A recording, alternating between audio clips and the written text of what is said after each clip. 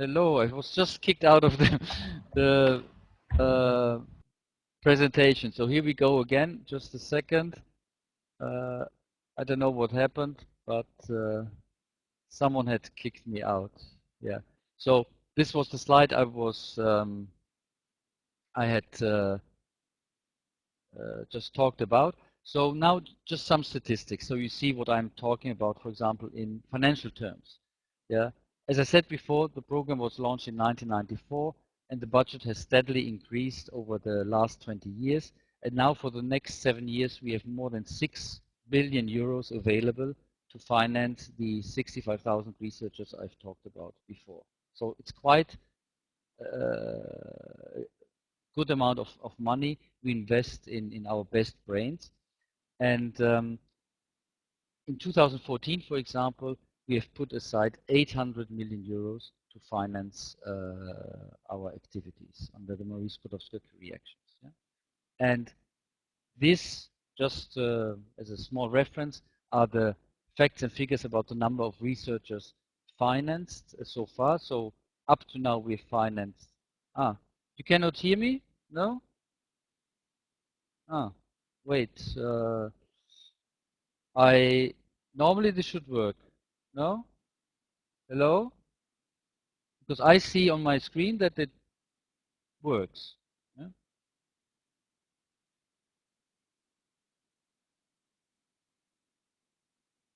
Yes, I'm still connected. I am connected here. Hello?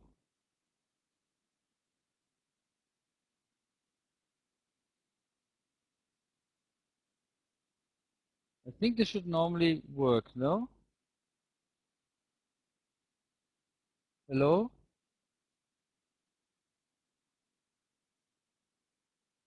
Still doesn't work? Let me just see what I can do. Because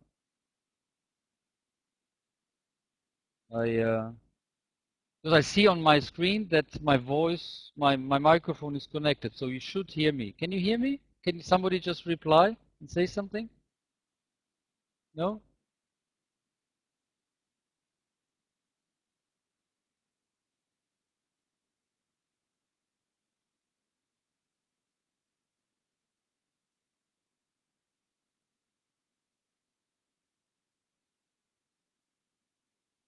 Hello?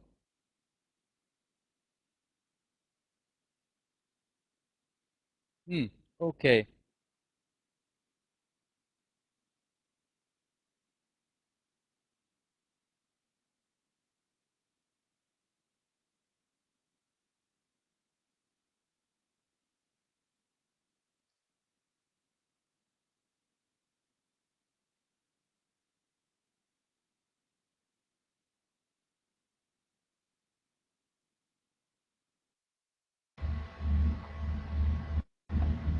Can you hear me now? Again? Can the other participants hear us? Okay, perfect. So you can continue. Okay, now it works again? Yes. Okay, good.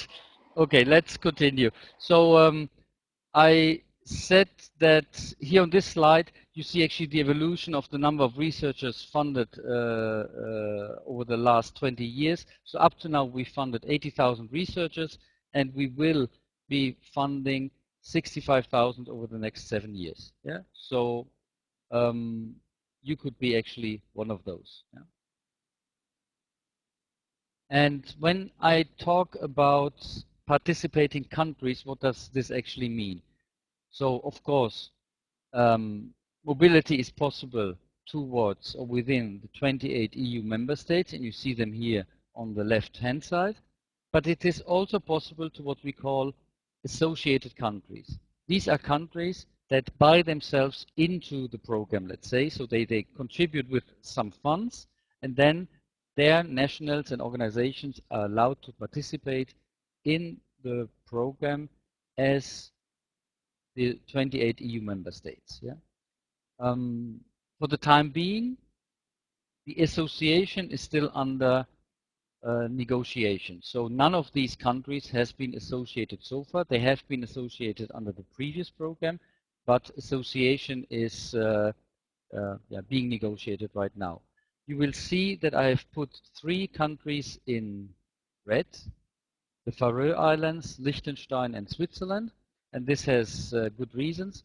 For the Faroe Islands, negotiations are ongoing, but there might be some legal issues. Yeah, and for the let me just see the for Liechtenstein, for example, they have voted to be not to participate in the program at all. And Switzerland, you may have heard about the referendum they had to limit immigration to Switzerland from notably from EU member states.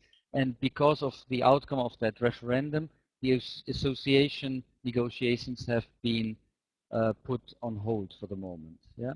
So when we have activities that only concern member states and associated countries, unfortunately, Switzerland for the moment will not be able to participate. Yeah.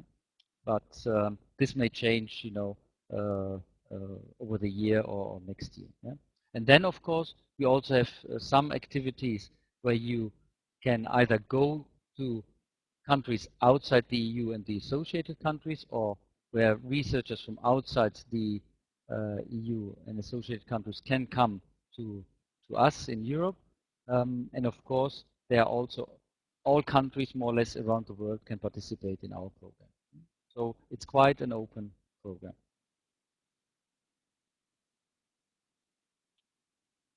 On this slide, you see the four main Marie Skłodowska-Curie actions as we have them defined in our work program.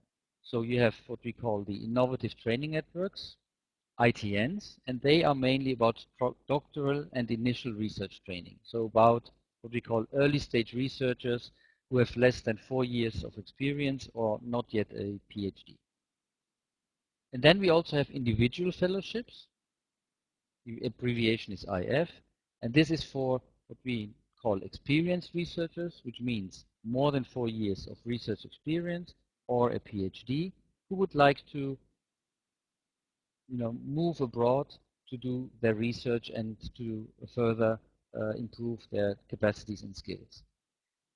I will mainly talk on the following slides about these two actions. I will also give you some information about the co-fund program, which is the activity we implement together with the member states and the associated countries, and which allows more or less the same activities as we do at EU level with the ITNs and the individual fellowships. Yeah. So this is what I'm going to tell you. And then we also have a support and policy action, which is called European Researchers Night. This is one of the outreach activities we do once a year in September to explain to the wider public what all the research is about we fund, and also to attract young people to a research career. And finally, this is something I haven't mentioned yet, you have the Research and Innovation Staff Exchange Scheme.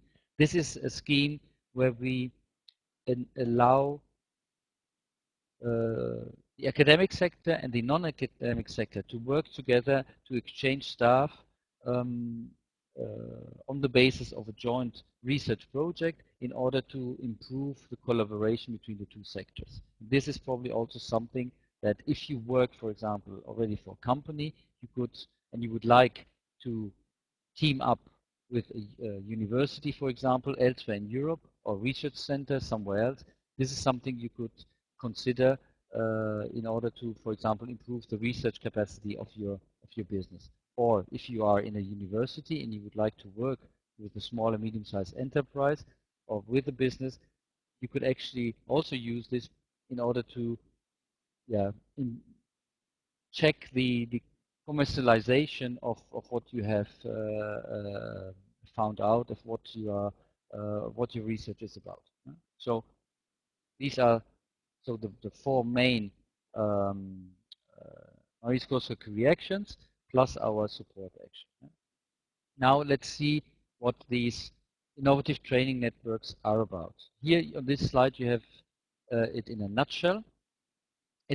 These are transnational networks, mostly organized around a series of disciplines and in emerging fields. Yeah, the training of the researchers, the early stage researchers, is of course done through individual research. It's a personalized individual research project, but implemented within this network of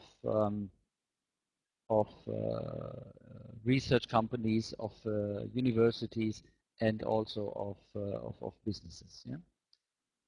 But what we insist on, in order not to make you just researchers, but also sellable for the wider labor market, are substantial training modules in key transferable skills. And I will show you in a second a list of what we call transferable skills, which you should have acquired after having followed our training, which make you then also more interesting for other employers outside of the academic sector. Yeah? We also would like to involve more and more the commercial entities in our training. Why do we want this? Because they know what kind of people they need.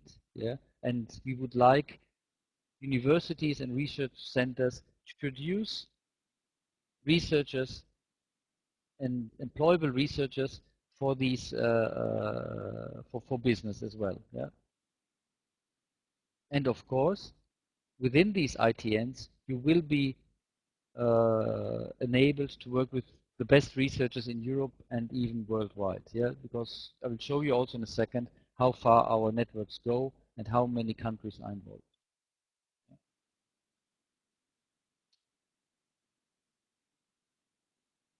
On top of this, and through these innovative training networks, we want to develop the Marie Skłodowska-Curie Actions as the main EU program for structured doctoral training. You may all know that what has started under the Erasmus Mundus program as joint doctorates has been now transferred to the Marie Skłodowska-Curie Actions. So in the future, what we call joint doctorates will only be possible or financed at the EU level under the Marie Skłodowska-Curie Actions. Yeah? And what is the objective of these ITNs? We would like, of course, to raise the excellence and also structure the research and doctoral training in Europe. This is in line with what we call the European higher education area and the aims of it with the European research area. Yeah? And these networks should train a new generation of creative, entrepreneurial, and innovative researchers. Yeah? So you are there. If you participate in these ITNs, we expect you to become the masterminds of Europe after this training. What is the scope of these networks? Of course, we have the triple I dimension of mobility, which means, of course, first international, then intersectoral, and then interdisciplinary. And this should be combined in these networks. Yeah? The next point is actually the three different, what we call implementation modalities of these networks. I talked already about the joint doctorates. So you will have European joint doctorates as they were implemented previously under the Erasmus Mundus program. There, as in the European training networks, you will need at least 3 partners. For joint doctorates, you need actually 3 academic partners because they are supposed to deliver a PhD degree at the end, a joint double or multiple PhD degree. Within the European training network, a joint or double degree is not the goal of it. It can also be the goal, but there more the training of the researcher, of the individual researcher is in the focus of the activity. You also need 3 partners, and most of the participants, most of the researchers actually acquire a PhD after they have participated in one of these European training networks. Yeah? And then we also have what we call European industrial doctorates. These are doctorates where we give possibility of the academic sector to work together with the non-academic sector, so mostly industry and business. You need there at least one partner, one academic partner, one university, let's say, and one business partner to join forces to develop an industrial doctorate, where the participant, the individual researcher, has to spend at least 50% of his or her time in industry. Yes, and as I said already before, it is also about developing entrepreneurial skills, setting up your own business, knowing how to run a business, and it's about improving the employability of the researchers after they have acquired their PhD. And of course, we also would like the participating organizations to collaborate better and exchange the best practices under this activity. And here you have a list of what we call transferable skills. Yeah? So while of course you will be trained in research skills and whatever is relevant for your own research topic, you're also supposed to acquire skills which are useful for other settings, for other environments, notably for the main labor market. For example, interpersonal skills. Yeah? So you will be trained in working with others, in teamwork, in how to mentor younger or less experienced colleagues, yeah? How to negotiate, how to network. Yeah? All this will be part of your training. You will also be required to improve your organizational skills, yeah, in project and time management, in how to plan your career, over time. And then, of course, some fairly specific research competences will also be trained and also be subject of that training. Yeah. And here you see, for example, grant application writing skills, the research management or the leadership skills, how to lead a whole research team, for example. Yeah. And you will also be trained in what we call research ethics and integrity. Yeah? So how to do ethical research and how to remain integer with your research. Some more transferable skills are, of course, cognitive abilities. Yeah, as I mentioned before, we expect you to become more creative than you were, and you should be able to think in a concrete but also abstract way. Yeah? You should be geared toward problem solving, and of course, you should also be able to acquire good communication and presentation skills. Yeah, in a written and oral form, of course. Yeah?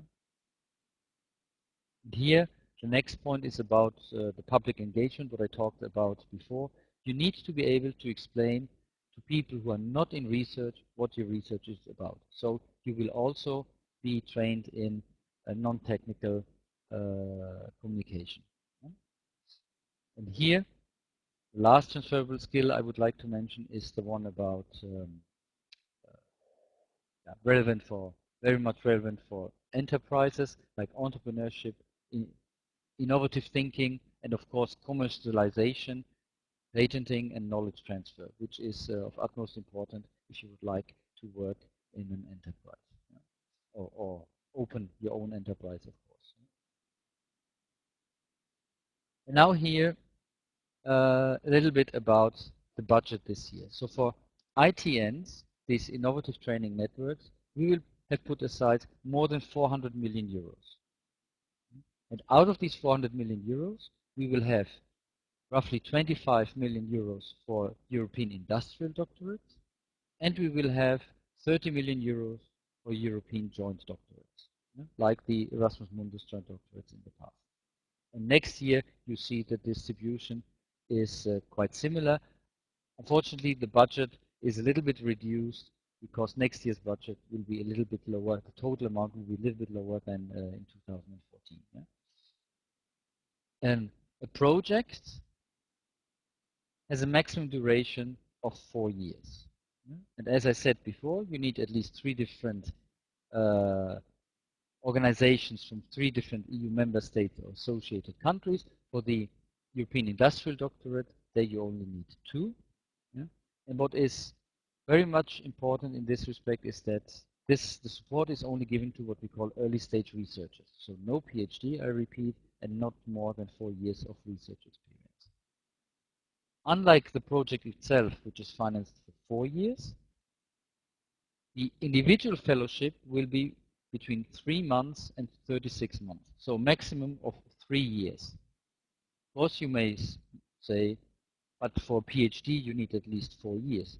Yes, we know. But we would also like to engage the institution you work with more into the project. So this is why they should already explain in the application how they will bridge the 4th year, which is needed for PhD. So you should not fall without any funding after 3 years, but the institution you are enrolled with should make sure that you continue receiving a salary and good working conditions. The maximum size of such an ITN is what we call, it's 540 researcher a month. What do we understand by this? This is, every month one researcher is paid or works for the project is counted. So in other terms, this means 15 researchers, 15 PhD candidates can participate per innovative training network. Yeah?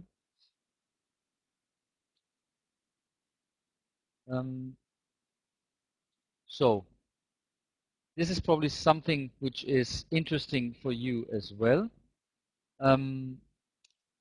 This is to see where the researchers come from who participate in our activities. Yeah. So here, in a nutshell, the researchers or the nationalities with most researchers participating in ITNs. You see, almost 1,000 come from Italy. I would say 660 something from Germany, and then you have already the first non-EU country, which is India, yeah? And then Spain, France, Poland, and China, and so on. Yeah. It is also worthwhile noticing that actually 88% of all the participants within ITNs, in the end, finish their PhD. They are PhD candidates. Yeah?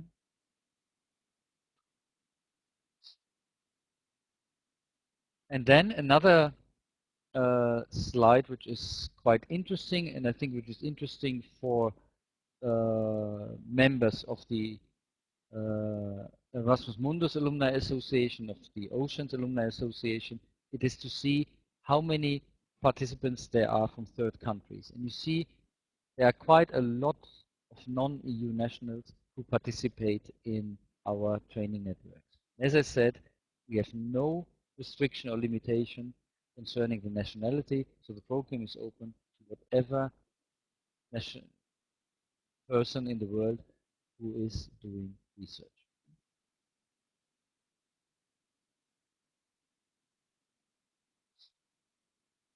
Over the last 7 years, we have financed more than 644. We have financed 644 training networks, yeah, in which have participated more than or almost 5,500 institutions in 52 countries. Yeah. Superior network. It's in the area of nanoscale architecture for organic electronics. It's a 4-year training and research network. It has finished already. It finished in September last year. And participating were 7 interdisciplinary academic groups and 2 industrial partners. And they were located in 6 different European countries. As you can see, France, Germany, United Kingdom, Belgium, Italy, and the Netherlands. Yeah. And here you have a little bit of the explanation about what the project actually did. Yeah. And I selected this one because I thought I should show you that under the PhD candidates which were funded under this project, 2 came from Japan and 1 came from the US. Yeah. So the networks are open for young researchers from all over the world. Yeah? And here, for example, a fellow from the US who participated in one of our training networks. Yeah, he came from Texas. He went to Cambridge University, and he participated in this superior network, which I just presented. Yeah, and you see, he did study physical processes and materials, and he wants, in order to see how to improve solar cells performance, yeah, and how we can, through improving this performance, make some energy efficiency gains, yeah.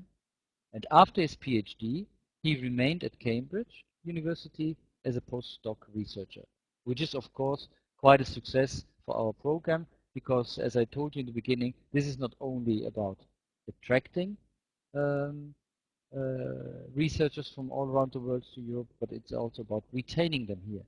Yeah? So I think we succeeded quite well with our program, at least what concerns Andrew Musser. Yeah, and here's a quote he he expressed about our program.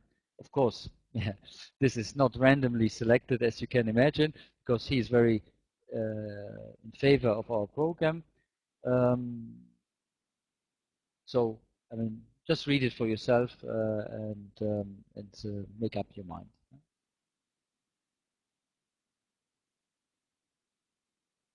So now,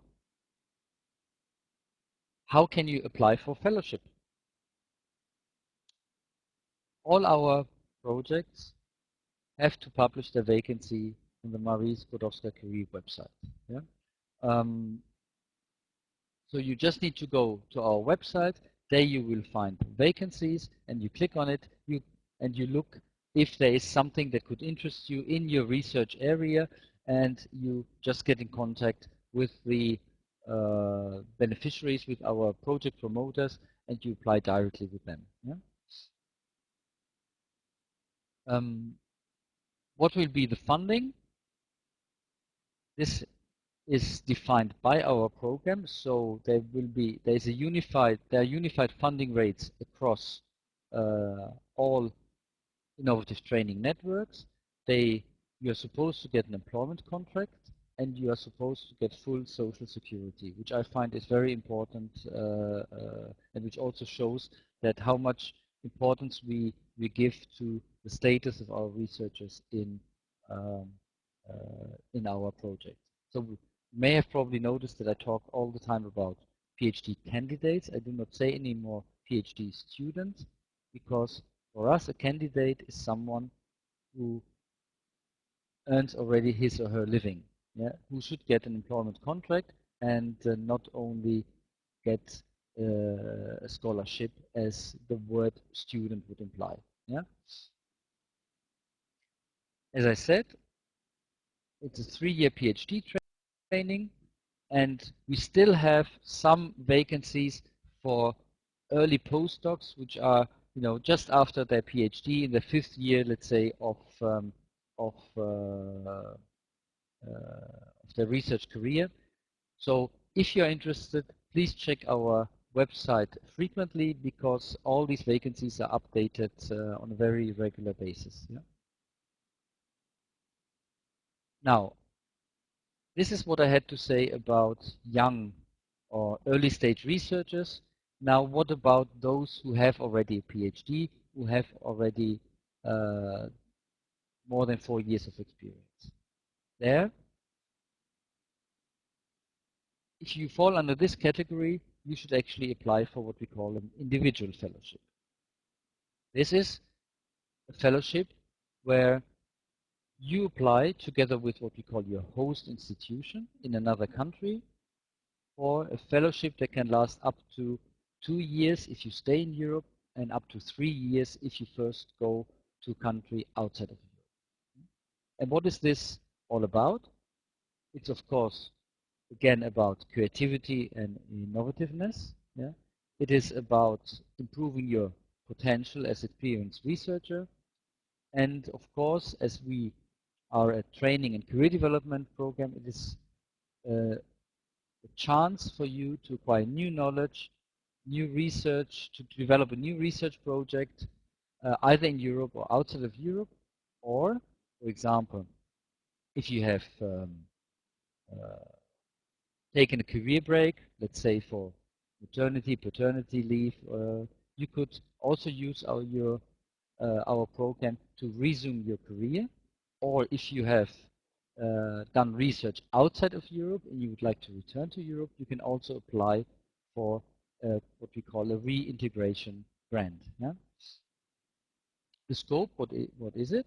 It is an individual transnational fellowship which goes to the best or most promising researchers. Yeah? So we look more at your career potential than at your past. Yeah? So don't be afraid that if you do not have a long list of publications that you will be kicked off immediately. No, we look at your career perspectives, and the more promising they are, the better your chances are, of course. And the better the more promising also your research project is, of course. Yeah? We have two kinds of fellowships. The European fellowship, this is for researchers who would like to do their research in another country in Europe, which means the member state or associated countries. Or we have or for researchers from outside of Europe, of course, who would like to come to Europe. That's the European fellowship. Or we have, we call the global fellowships under the IFs, which is for researchers who are in Europe currently, who would like to go somewhere else outside of Europe, do their research for a maximum of 2 years, and afterwards they have to come back to Europe for at least 1 year. Yeah? This is then the global fellowship. For example, you would like to go to the US, to one of the leading labs over there, then you could apply for a global fellowship. You could get a grant for 2 years, but you would have to sign that you come back to a host organization in Europe after these 2 years to share your new knowledge and your research experience and findings with us in Europe. Yeah? And the expected impacts you can find on this slide as well, but I think it is quite telling. I don't need to repeat myself again and again. What are the main features of these individual fellowships? So, for example, the budget this year is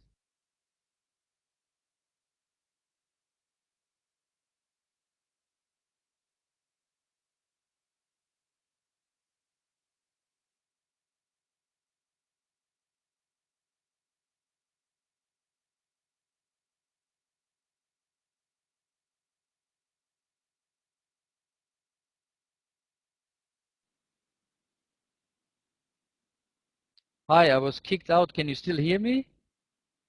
Is it okay again? Okay, good. Sorry. Yes, here I'm back again. Sorry that I was kicked out. So, as I said, the budget is 240 million euros. And out of these 240 million euros, we have put aside 29 million for global fellowships. So for those ones who would like to first go out for 2 years, for maximum of 2 years, and then come back to Europe for 1 year. Yeah? A project has a maximum duration of 2 years for fellowships within Europe.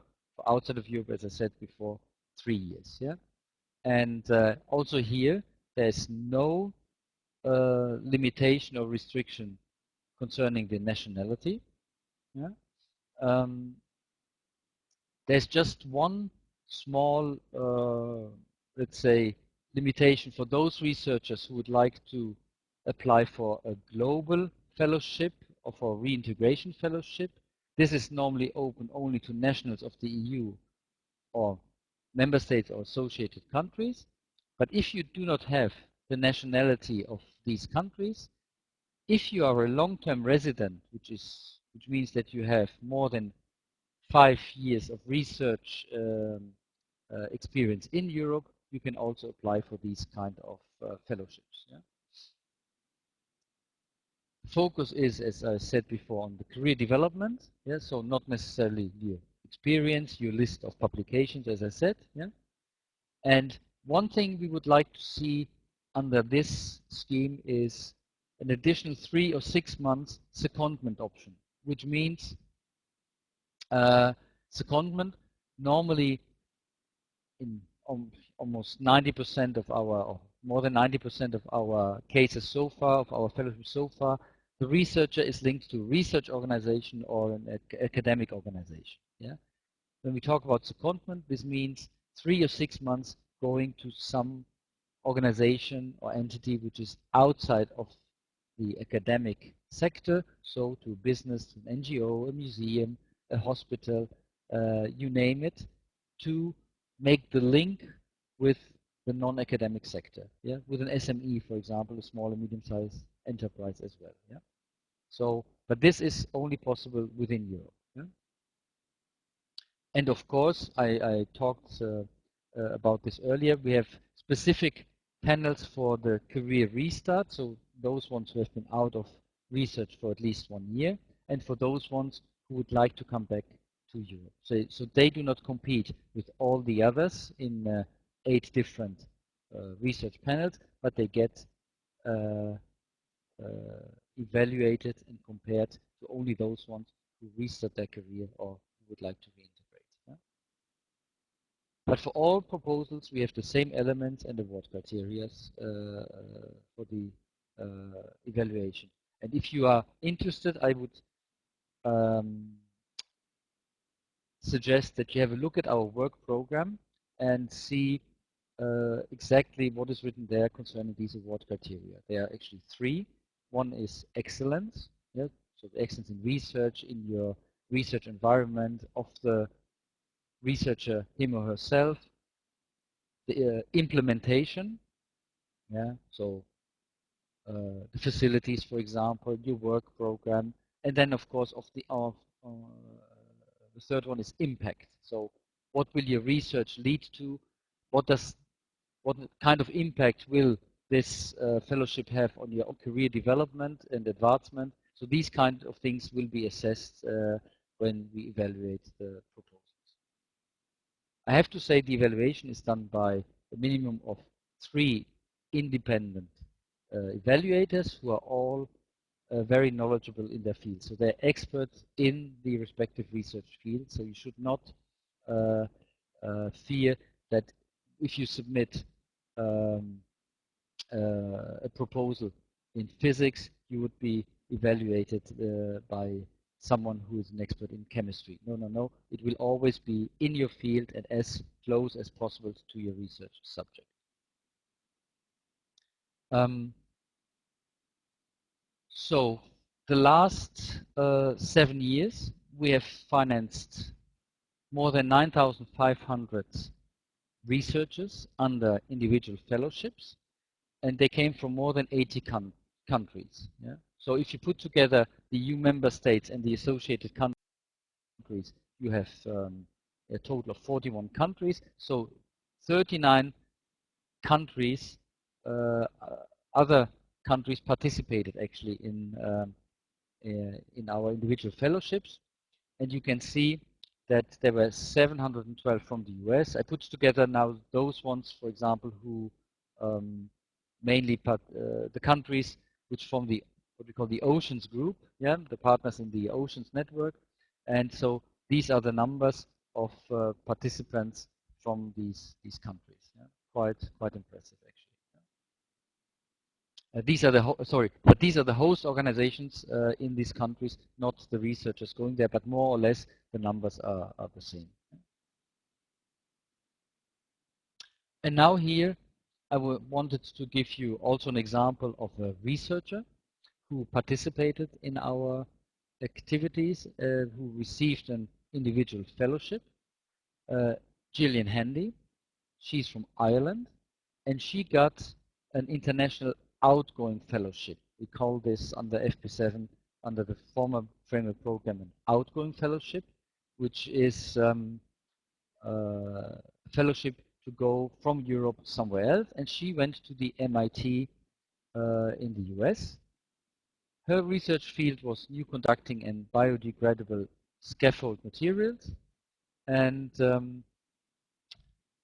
yeah, you can see that after her fellowship, not after her fellowship, in the framework of a fellowship during the third year, she returned to Europe to the NUI Maynooth in Ireland, and to learn organic chemistry and synthesize new conducting materials using click chemistry. Yeah?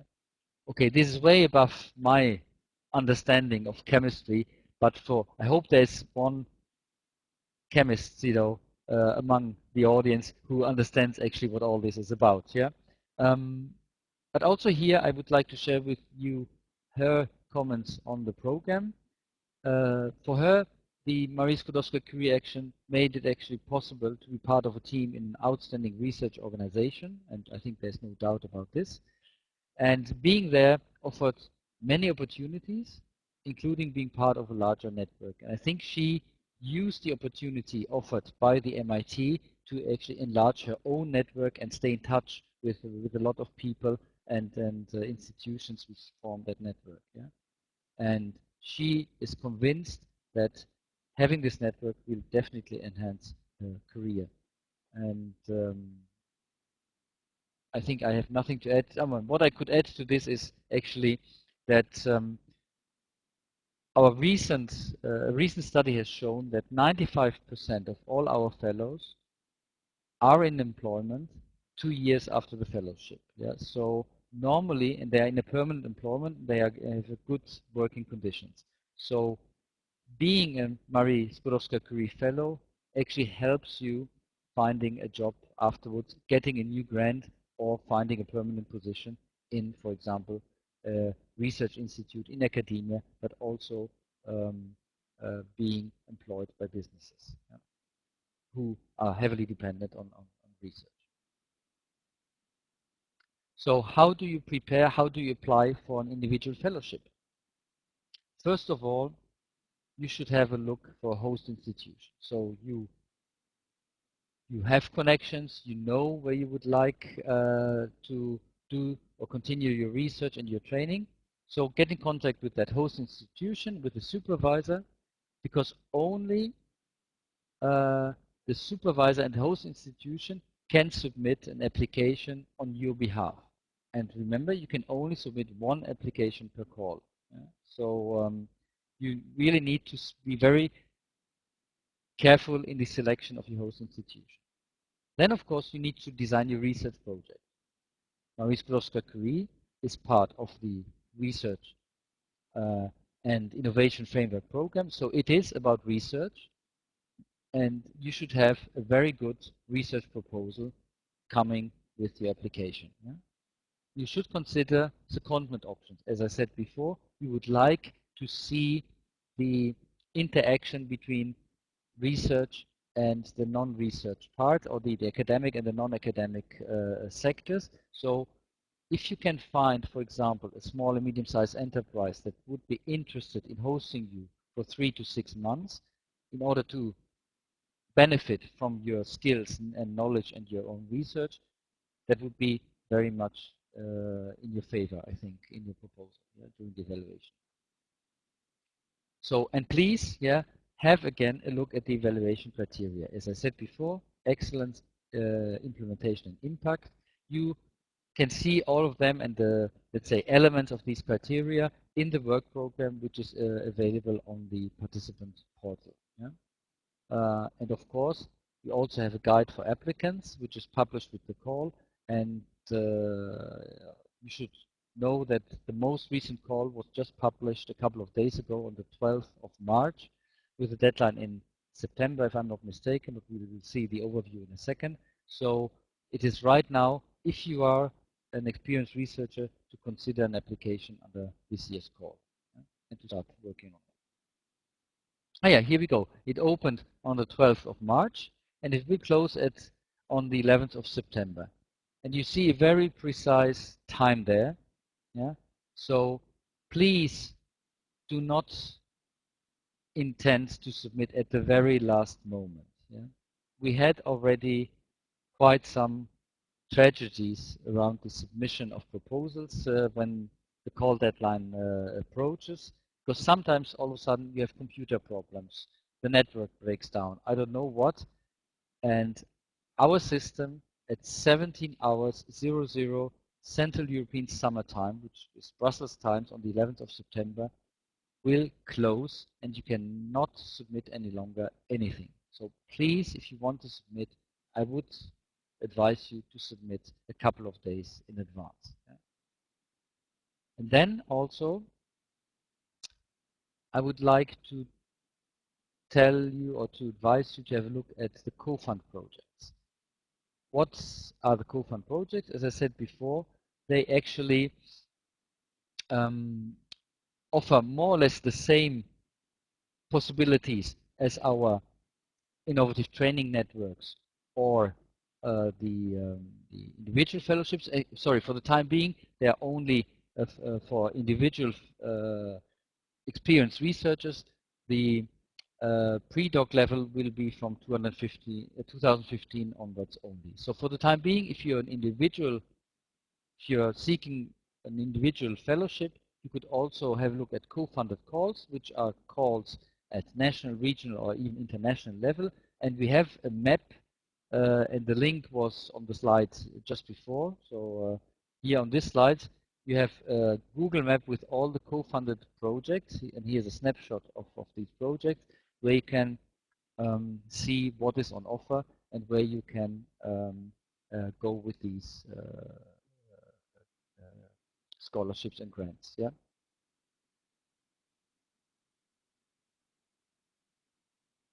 And here you have a snapshot of our Marie Skłodowska-Curie website. Yeah. So you can see here, yeah, you can get information, more in detail information about the individual actions. Yeah. Here in the green part, you find more information about projects that are already funded. Here you find calls that are currently open in this section. So if you click on them, you get directly to the participants portal, where you find all the background documents, the call documents, and of course also the application form. Yeah? And here is then also a link to the participants portal, where you can apply, as I said before. Yeah, if you, for example, look for other calls other than Marie Skłodowska-Curie actions, you can always go directly also to the participants portal and have a look there. Then, if you are looking for vacancies in funded projects, for example, like in the innovative training networks, you just go to job vacancies and you click on the filter for ITNs and you will see what is on offer there. Yeah? And they're updated on a daily basis, so I would advise you, if you are an early stage researcher, you should go there fairly often to see what can be, what could be there for you. Yeah? And actually, also all co-funded projects are supposed to publish their job vacancies here. Yeah, so please also have a look if you are an experienced researcher. Go here, because there you could find some co-funded possibilities for you as well. Yeah? And if you would like to know more about your rights as a researcher, then I would suggest you go to the Euraccess website, where you find lots of information about your rights, about opportunities, about immigration, about social security, and so on and so on. Yeah? So this is also a very useful tool for mobile researchers, and please don't hesitate to go there. And once you are funded by our program, of course, you can always go and join our alumni association, which alumni association, you find the button here, which is open to all fellows that have received or are in the midst of receiving a Marie Skłodowska-Curie grant. So now, and this is almost the end of my presentation, what does this mean in financial terms? Yeah. So first of all, the contribution to a project is based on unit cost. So for every month a researcher is involved in a project, certain rates are paid out. Yeah.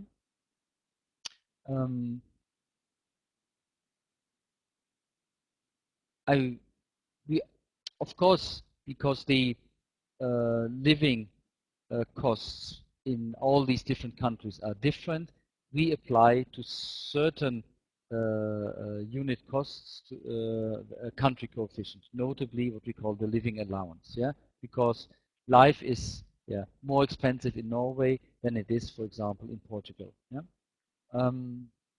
There are two broad dimensions of what we call unit costs. One is for the benefit of the researcher and the other one of the institution. Yeah? And then we also have, of course, a dedicated unit cost for the management and the overheads. And in the two, for the two actions I presented to you, these are the unit costs. Yeah? So for example, if you would like to do your PhD or participate in initial training networks, you would receive a living allowance of 3,110 euros per month. This one is subject to the country coefficient. And if you are an experienced researcher, this amount would be 4,650. But please be aware that these amounts are pre-tax, yeah, which means they are also supposed to cover your full social security and taxes that are applicable to you in the participating countries. Yeah. You would get a flat rate mobility allowance of 600 euros per month on top of this, yeah, which is not subject to the country coefficient. If you have family obligations, you would also receive 500 euros per month to support your family, which is either with you or stays at the country you come from. And then there are these what we call institutional unit costs, which are there to support your research, your training, and your networking. So in ITNs, it is 1,800 euro per month, but this is, of course, needs to be split across the several institutions, while for the individual fellowship, this amount is 800 euros. So normally, this money should be spent on you for your research, for your training and networking costs. Yeah? And then we also have management and indirect costs, which are 1,200 euros per month per researcher in an innovative training network and 650 euros for an individual fellowship. So this is the EU contribution under our program for these two actions. Of course, if you participate in a ITN and if you participate for the full period of 36 months, you need to multiply this by 36. And in the individual fellowship, if it is a European fellowship, you have to multiply this by 24. If it is a global fellowship, 2 years outside, 1 year within Europe, of course, you have to multiply this by 36. Yeah? So these are the amounts we spend on researchers, we give to researchers, and I think this is quite attractive, and they would actually allow you to concentrate on your research and give you the possibility to have a decent living in the country you go to for doing your research. And then this, on the last slide, I put together some websites which could be of interest for you. Of course, our Marie Skłodowska-Curie Actions website, where you find all the information in detail. Then we also have a dedicated Facebook page, and I can only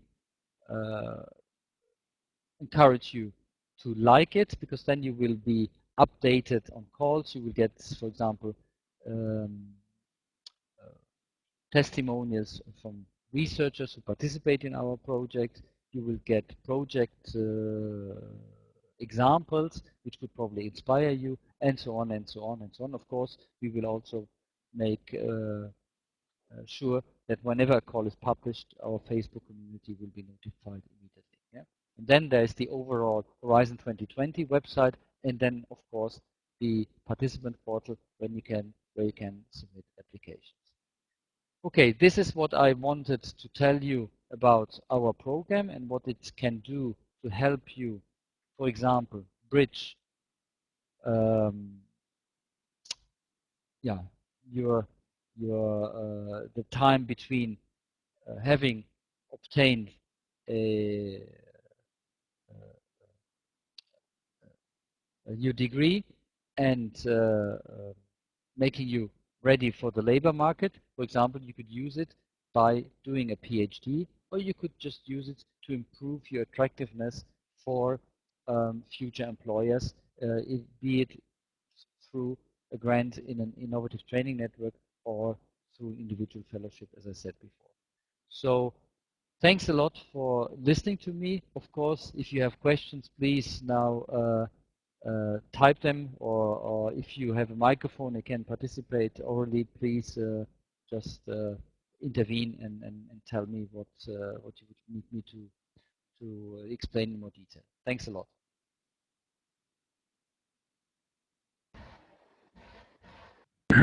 Very much, Bodo, again.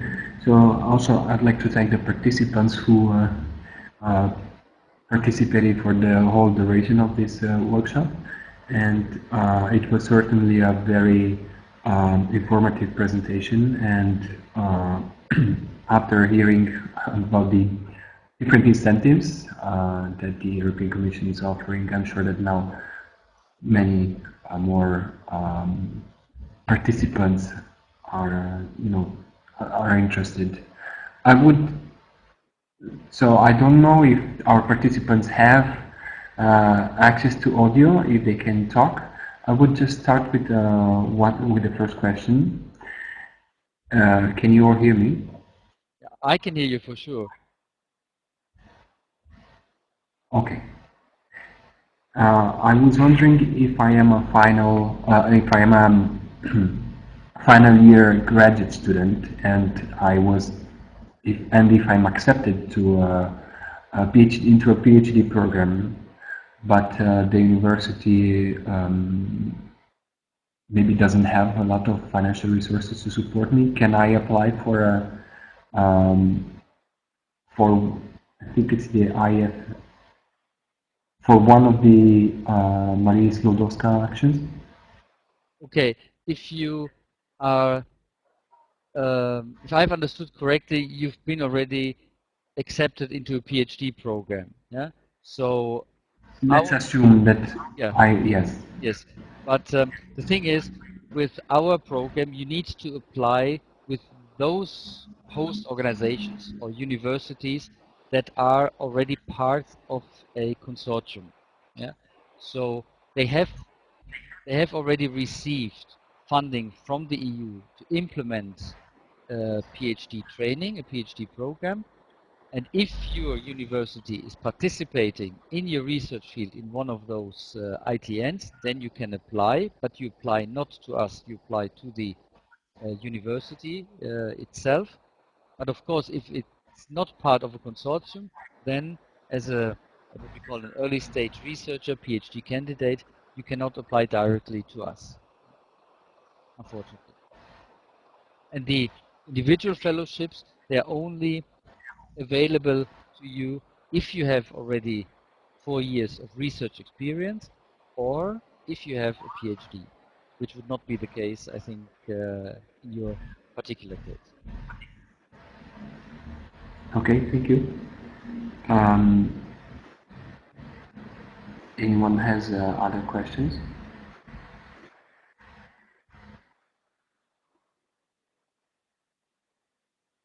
Are you partner with universities or institutes therein? Sorry, but Is it I don't really understand that question, I have to say. maybe where can we see a list of the partner universities? Is there Where a we can see session a on list, so you a just go section of the in. website that we could check? Uh, Yes, yes, yes, yes, yes. No, what we normally do, I mean, we the on the Marie Sklodowska Career Actions website, you will see a list of all our partners and all of the projects that are funded, and you can actually sort them, and you can do filters on them, and then you can see who is actually participating in what country, for example. Yeah. What we normally do is we partner with universities.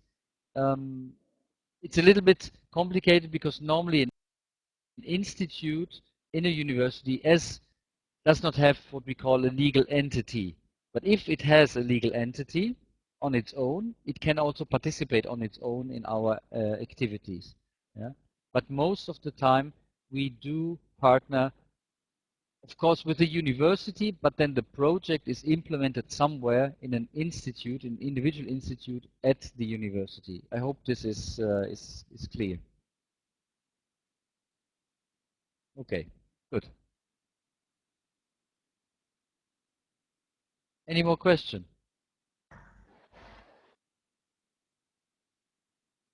Will other fields be added in sometimes to the list of ITN? I would like to do research in urban studies, but all I see is chemistry, etc. Actually, we do not have any targets, or we do not set any thematic areas for our ITNs, for any of our actions. So all this depends on the group of, let's say, universities, on the consortia themselves, what they propose.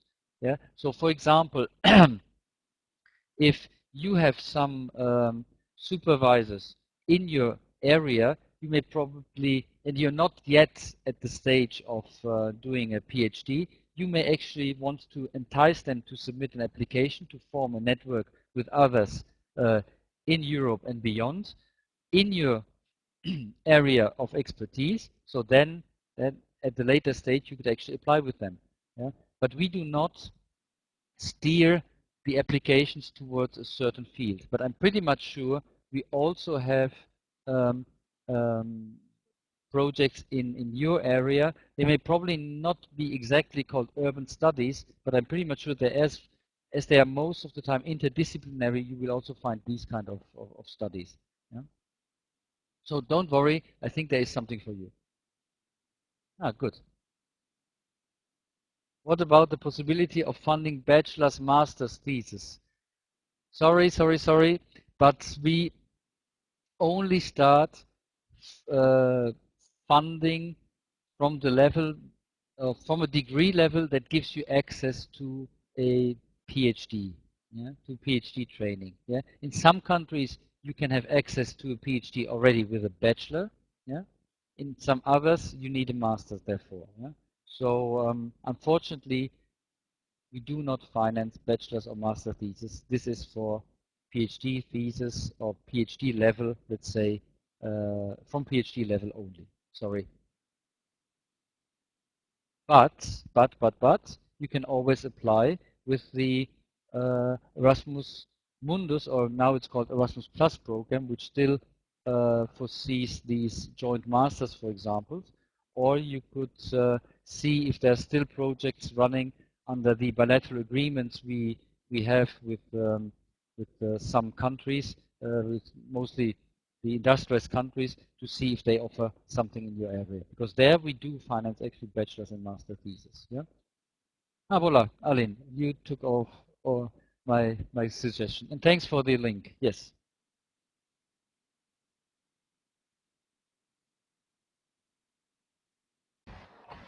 Are there other questions?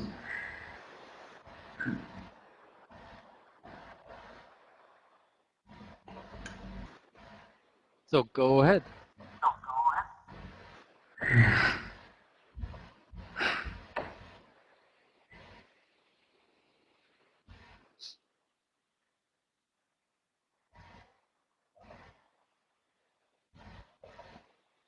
What do you exactly mean by mobility in PhD program? Okay. For example, if you did your masters in the UK, is it to be spread over multiple? Okay. I mean, first of all, you need to move. Your first move is from one country to another. Yeah.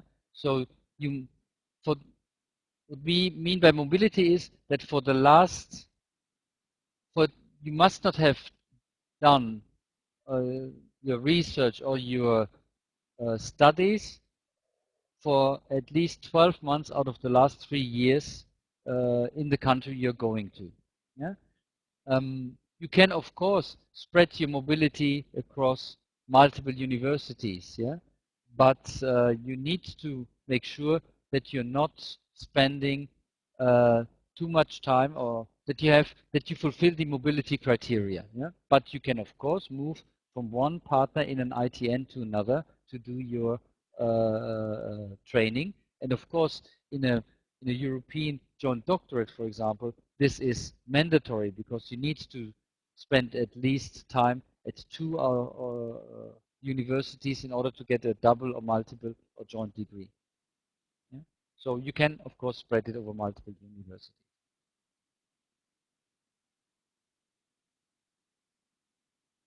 540 researcher months. This is just um, um, a measure to define the maximum size of a project.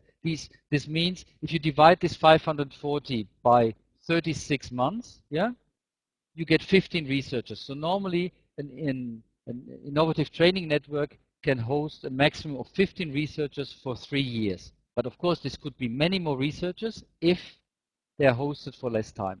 Yeah? But this is the maximum, let's say, funding we can give to a project. Okay. So I think we're almost at the end of the time we've been allocated. Do you have? Okay, no more questions. I see here. Thank you. Anybody else, or do you think I've given you more than enough to digest? But I'm pretty much sure you will get also the full presentation from the organizers, and I've put in there lots of links which are clickable so that you can actually go and discover yourself. And of course, if you have any questions, you can always contact me at the European Commission, and I will try to either reply myself or direct your question to the person in charge who is probably more in a position than I to reply. Actually, Bodo, there is a question. How can we contact you? Someone asked. How can we contact you? Okay, I can type here my email address. Yeah? Just hang on a second. Oops, sorry, I made a mistake. Stupid me. What am I typing now? Okay, so this is the correct one. Yeah? And for those who would wish to have the presentation, just contact ICUNet or Oceans Network and we will be able to send it to you. Okay. Okay, so if there are no other questions, I would thank you very much again, Bodo. And I know you're preparing for a trip to Taiwan. Yes, yes, indeed. I will. So Ellen, please go ahead. Sorry.